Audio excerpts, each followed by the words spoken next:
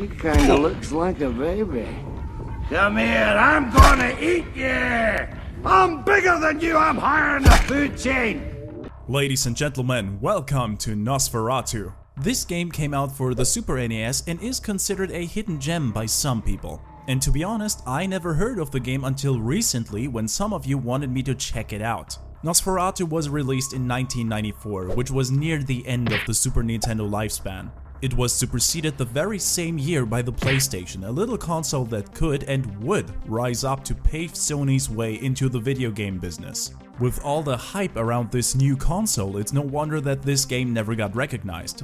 But that doesn't say anything about the game itself, so let's dissect it and see if it holds up. The story is pretty basic and bare bones. During one moonlit night, old Nosferatu, or Dracula here, got a little lonely. So he transformed into a bat, flew down the village and stole the girlfriend of a young laddie named Kyle. Kyle of course is having none of it, so we see him ride through the night towards Dracula's castle to save his— Okay, hold up for a second right there. Why is Dracula always trying to steal your girl? Why is that the default plot? Look at the evidence. Nosferatu the movie, Dracula, Dracula Dead and Loving It. I always thought of Dracula as a mysterious, tragic and powerful entity. But on closer inspection, he's just a thirsty old grandpa who lives in a basement and lusts for younger women. With that big of an age difference, he's basically a Also, I am under the sneaking suspicion that Nosferatu here gets his ass beaten on a regular basis by righteous boyfriends. Wanna know why?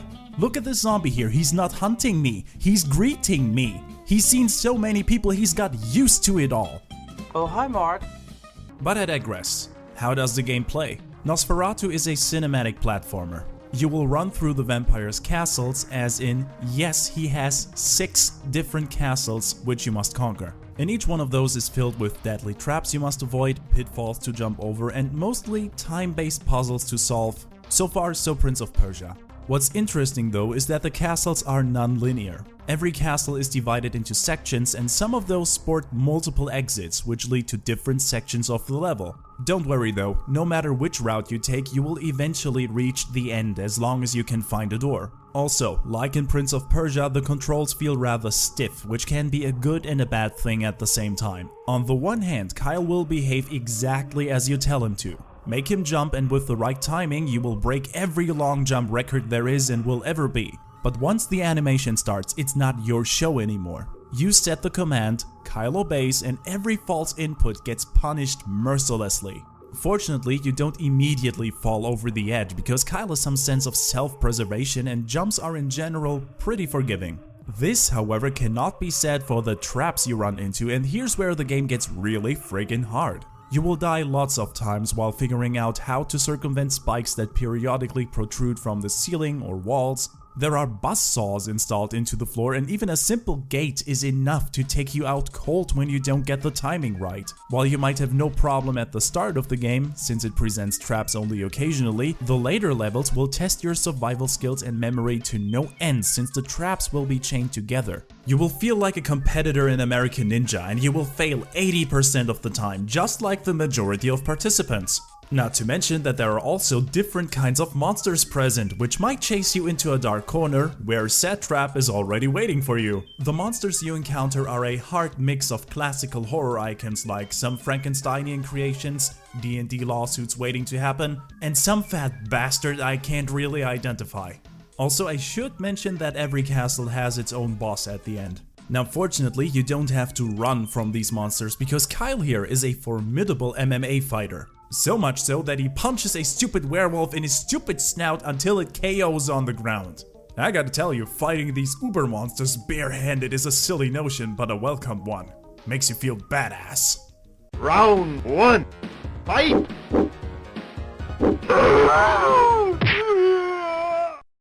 And I am relieved to say that the fighting system isn't just there for show. Every monster, including the bosses, require a bit of strategy if you want to beat them. For example, this special zombie here, let him swing while you sway away and then drive back into him to give him the good old 1-2.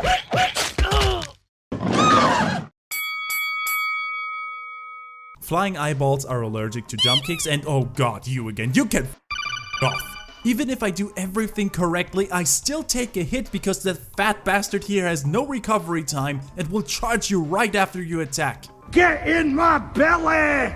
Come on! And lucky again, you don't die the moment a monster gets you. You have health, which is represented by these green crystals here at the bottom of the screen, and every time a monster hits you, the gems deplete one by one. And you can get your health back by finding treasure chests which hold these very same gems. Blue gems even extend your max health, green fills it up, and what is this? What are these red crystals for? Ah, now I get it! The more red gems you have, the more combos you can execute. That is awesome. Alright, time for a rematch, you son of a bitch. Bring it! God damn it!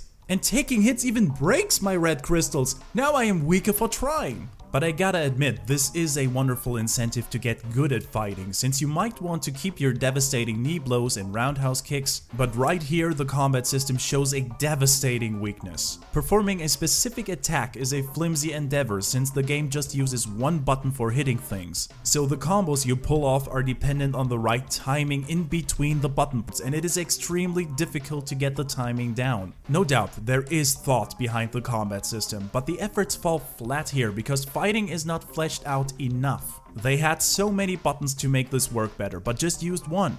That's a grave oversight. Also, while getting beaten into submission on multiple occasions, I noticed that there is no blood in the game, and every death Kyle suffers plays out the same way. He falls to the ground, the end. And some enemies I can't take serious, even if I try. Look at this mummy that's playing peekaboo through the hole in the wall. Sure, you'll fall to your death, and it will be embarrassing too, because some enemies will even laugh at you. But the game itself is never creepy or fear-inducing. In fact, for a horror platformer, I miss the horror vibe. I'm not saying that the game looks bad, on the contrary, the main selling point of the game is the atmosphere, with its beautiful sprites and rotoscope cutscenes. I have just one complaint with the atmosphere as a whole: there is no variety in it. I mean, come on, I dragged my ass through 6 castles now, and everything I saw are castle walls and castle backgrounds. Which is appropriate, but what about a change of scenery? How about an outside level or a cave? Hell, I'd even take a white castle as a breather. But seriously, graphic-wise, you cannot deny that the game still holds up. I'm just saying that it's not creepy. For example, these mummies remind me more of him. But for some reason I expected to see this mental image. Even the final fight against the big bad vampire is funny. I mean, look at his awkward kicks. Somebody is in dire need of some stretching sessions. Wait a second. Just let me stretch my fist towards his face. Now look how relaxed he is. Wonderful. With that being said, yes, the game is hard, but still very enjoyable. Especially since you get an unlimited amount of continues, so die and practice to your heart's content until you explored every nook and cranny. But don't you dare die more than 8 times total, or you will get the bad ending where your love interest will... well, let's say she's so grateful that she'd like to eat you up right here on the spot. Unless, of course, you like it that way. No judging, just saying. Hello there, ladies and gentlemen, and thank you for watching the video till the end. I know that only 20% of people are still here to watch this, so good job, you reached the end, thank you. And you know what to do at this point, right? If you like the video, then please leave a comment, a like, share this video with your friends. It helps me out so much, and I would be eternally grateful to you. And as always, thank you for watching, and of course, I'm looking forward to share the next episode with you. See ya.